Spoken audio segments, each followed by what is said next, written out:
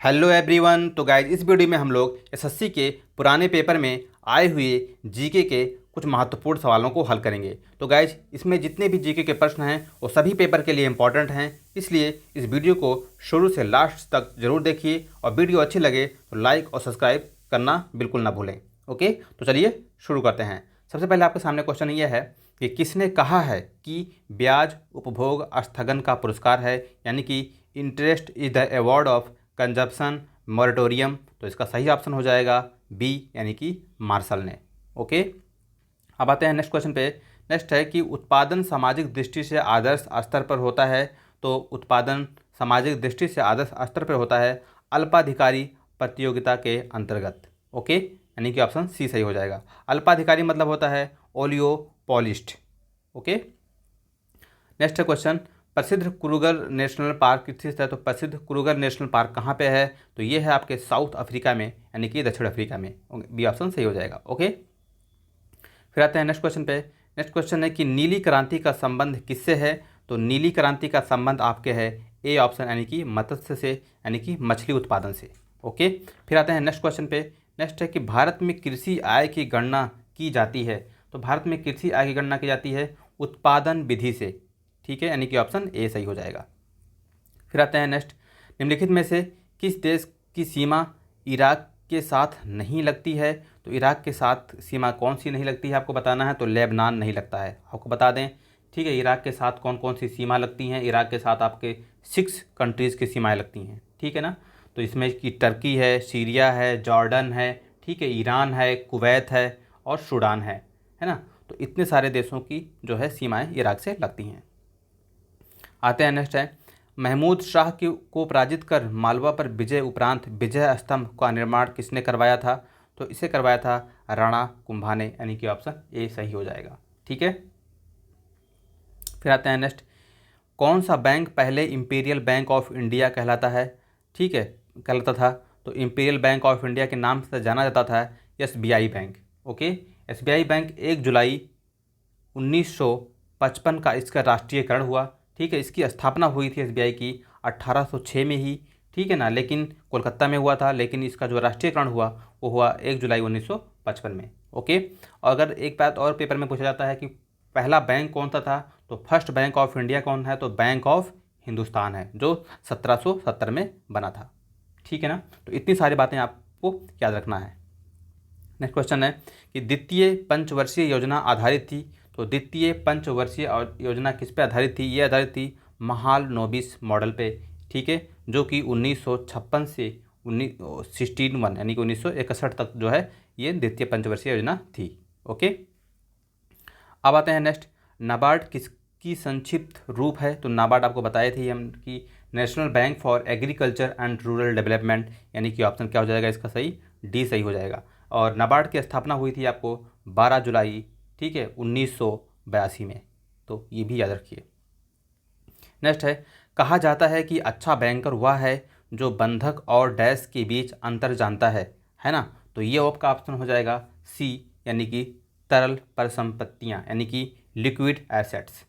Okay, अब आते हैं नेक्स्ट, निम्नलिखित में से कौन सा औद्योगिक अस्वस्थता का तत्कालिक संकेत नहीं है? तो इसका सही हो जाएगा ऑप्शन बी, यानी कि श्रमिक अशांति। नेक्स्ट है, हमारे संविधान में न्यायिक समीक्षा की धारणा किस देश के संविधान से ली गई है? तो ये लिया गया है यूएसए, यानी यूनाइटेड स्टेट ऑफ अमेरिका से। फिर है, भारत का संविधान किस तिथि को स्वीकार किया गया था? तो भारत का जो संविधान है, ठीक है, 26 नवंबर 1949 को स्वीकार किया गया था। लागू कब हुआ था हमारा संविधान? 26 जनवरी 1950 को लागू हुआ था। तो इतनी बातें आपको जानकारी यहाँ से मिल जाती हैं। नेक्स्ट क्वेश्चन है, भारत में प्रधानमंत्री तब तक अपने पद पर रहता है जब तक उसे प्राप्त है लोकसभा का विश्वास, यानी कि ऑप्शन सी सही हो जाएगा। लोकसभा का विश्वास जब तक प्राप्त है तब तक प्रधानमंत्री बना रहता है। फिर आते हैं नेक्स्ट, किसने संवैधानिक उपचार के अधिकार को भारतीय संविधान का मर्म और आत्मा माना है? तो इसे किसने माना है? इसे माना है डॉक्टर BR अम्बेडकर, यानी कि ऑप्शन सी सही हो जाएगा। ठीक है, और ये जो संवैधानिक उपचारों का अधिकार है ये किस आर्टिकल में है ये भी पूछा जाता है। तो आर्टिकल 32। नेक्स्ट है, यह निर्णय कौन लेता है कि कोई विधेयक धन विधेयक है या नहीं है? तो इसका सही ऑप्शन हो जाएगा लोकसभा का अध्यक्ष यानी कि ए। ओके, नेक्स्ट है भारतीय संविधान सभा की पहली बैठक की अध्यक्षता किसने की थी, है ना। तो पहली बैठक की अध्यक्षता किया था सच्चिदानंद सिन्हा ने। पहली बैठक कब हुई थी ये भी पेपर में आता है, तो ये हुआ था 9 दिसंबर 1946 1946 में। 9 दिसंबर 1940 को पहली बैठक हुई थी। फिर आते हैं नेक्स्ट, प्रेस की स्वतंत्रता भारतीय संविधान के किस अनुच्छेद से मिलती है। तो प्रेस की स्वतंत्रता जो है ये अनुच्छेद आपके 19 में है यानी कि ए ऑप्शन सही हो जाएगा। नेक्स्ट है क्वेश्चन है निम्नलिखित में से कौन सी रचना महात्मा गांधी के साथ संबंधित नहीं है, ये आपको बताना है। तो ये है द होली फैमिली। क्या है? द होली फैमिली यानी कि ऑप्शन सी सही हो जाएगा। ठीक है, महात्मा गांधी की रचना है माई एक्सपेरिमेंट्स विथ ट्रुथ, हरिजन और हिंद स्वराज, ये सब महात्मा गांधी की रचनाएं हैं। ठीक है, अब आते हैं नेक्स्ट, आपको मिलान करना है। तो ये है जीवा मिल्खा सिंह। तो जीवा मिल्खा का संबंध किससे है? तो जीवा मिल्खा का संबंध है गोल्फ से। ये वो जीवा मिल्खा सिंह नहीं है, ठीक है, जो रेसर हैं या जो एथलीट्स हैं। ठीक है, ये मिल्खा सिंह है गोल्फर हैं और पहले प्रोफेशनल गोल्फर हैं, पहले प्रोफेशनल गोल्फर जीवा मिल्खा सिंह। ठीक है, वो मिल्खा सिंह गोल्फर वाले हैं। ठीक है, जगदीश खट्टर, तो जगदीश खट्टर हैं ऑटोमोबाइल उद्योग से संबंध है। ठीक है ना, और स्वप्न सुंदरी का संबंध है नृत्य से, और राजा रवि वर्मा का संबंध है चित्रकला से। ओके, तो इस हिसाब से देखा जाए तो ऑप्शन आपका सही होगा बी। ओके, अब आते हैं नेक्स्ट क्वेश्चन पे। नेक्स्ट है कि निम्नलिखित में से कौन सी पुस्तकें स्वर्गीय श्री मुल्कराज आनंद की लिखी हुई हैं, है ना। तो मुल्कराज आनंद द्वारा लिखी गई किताब है, सभी किताबें हैं the barber trade union, two leaves and a bud and Coolie, this all books are written by Mulk Raj Anand. तो इसका सही ऑप्शन हो जाएगा डी, उपरोक्त सभी। नेक्स्ट है सेज का पूरा रूप क्या है। तो सेज का होता है स्पेशल इकोनॉमिक जोन, यानी कि ऑप्शन क्या हो जाएगा? सी सही हो जाएगा। नेक्स्ट क्वेश्चन है सरदार स्वर्ण सिंह की समिति की अनुशंसा पर भारतीय संविधान में 42वें संविधान संशोधन के तहत क्या जोड़ा गया था, है ना। तो इसमें मूल अधिकार जोड़े गए थे। ठीक है, 42वां संविधान संशोधन 1976, इसे मिनी कॉन्स्टिट्यूशन भी कहते हैं। ठीक है ना, और ये जो है मूल अधिकार जोड़े गए थे, ये इतना याद रखना है। ठीक है ना, और ठीक है, अब आते हैं नेक्स्ट क्वेश्चन पे। नेक्स्ट है विज्ञापन पंक्ति पावर ऑफ ड्रीम किस ब्रांड कंपनी के साथ संबंधित है। तो ये है होंडा के साथ। किसके साथ? होंडा के साथ। ओके, तंबाकू में उपस्थित एल्कलॉइड होता है। तो तंबाकू में उपस्थित एल्कलॉइड आपको पता ही है क्या होता है? निकोटीन होता है, यानी कि ऑप्शन डी सही हो जाएगा। प्राकृतिक रबर एक बहुलक है, एक पॉलीमर है। तो किसका पॉलीमर होता है प्राकृतिक रबर, नेचुरल रबर? तो ये होता है आपका आइसोप्रीन का, यानी ऑप्शन सी सही हो जाएगा। अब आता है नेक्स्ट, सार्क का पूरा रूप है। तो सार्क का पूरा रूप है south Asian association for regional corporation. ठीक है, यानी कि ऑप्शन आपका बी सही हो जाएगा। ओके, सार्क की जो स्थापना हुआ था वो हुआ था ढाका में। कहाँ पे हुआ था? ढाका में हुआ था 1985 में। ठीक है ना, लेकिन इसका जो हेड क्वार्टर है सार्क का वो है काठमांडू में, जो कि नेपाल की क्या है? कैपिटल है, नेपाल की राजधानी में। ठीक है, तो इतनी बातें आपको याद रखना है। नेक्स्ट है आपको मिलान करना है। ठीक है ना, तो अंतर्महाद्वीपीय बैलिस्टिक मिसाइल का संबंध इसमें से क्या है? तो ये है आपका अग्नि से संबंधित। अग्नि सेकंड को अंतर्द्वीपीय बैलिस्टिक मिसाइल है। उसके बाद आपको आते हैं अल्प दूरी पृथ्वी से पृथ्वी मिसाइल आपका है जो है वो है आपका पृथ्वी। उसके बाद फिर है पृथ्वी से आकाश मिसाइल। तो पृथ्वी से जो आकाश मिसाइल है वो है त्रिशूल, है ना। और टैंक विरोधी जो टैंक वेधी मिसाइल है वो है एक नाग। ओके, तो इसका सही ऑप्शन हो जाएगा इस हिसाब से देखा जाए तो ए होगा। ठीक है ना, अब आते हैं नेक्स्ट, 0 डिग्री सेल्सियस से 4 डिग्री सेल्सियस तक पानी को गर्म करने पर उसके आयतन में क्या प्रभाव होता है। तो इसका आयतन क्या होगा? घट जाता है। ठीक है, ये क्वेश्चन है 0 से 4 डिग्री सेल्सियस पर आपको बता दें 4 डिग्री सेल्सियस जो होती है 4 डिग्री सेल्सियस उस पर डेंसिटी यानी कि घनत्व तो सबसे ज़्यादा होता है और वॉल्यूम जो होता है आयतन वो सबसे कम होता है। तो ये बातें आपको याद रखना है। अब आते हैं नेक्स्ट, जहाज़ों में समय मापने के लिए प्रयुक्त उपकरण होता है। तो जहाज़ों में समय मापने के लिए क्रोनोमीटर का यूज करते हैं। किसका? क्रोनोमीटर का। ओके, अब आते हैं नेक्स्ट, वैद्युत आवेश को भंडारित करने के लिए प्रयुक्त उपकरण को कहते हैं, तो इसे कहते हैं कैपेसिटर यानी कि संधारित्र। नेक्स्ट है स्टेथोस्कोप किस सिद्धांत पर कार्य करता है, तो स्टेथोस्कोप जो होता है वो आपके ध्वनि की धारा में रूपांतरण पर काम करता है, यानी कि ऑप्शन बी सही हो जाएगा। नेक्स्ट है बहुत उच्च तापमान को मापने के लिए हम प्रयोग करते हैं, तो हाई टेम्परेचर को मेजर करने के लिए ताप वैद्युत तापमापी का प्रयोग करते हैं।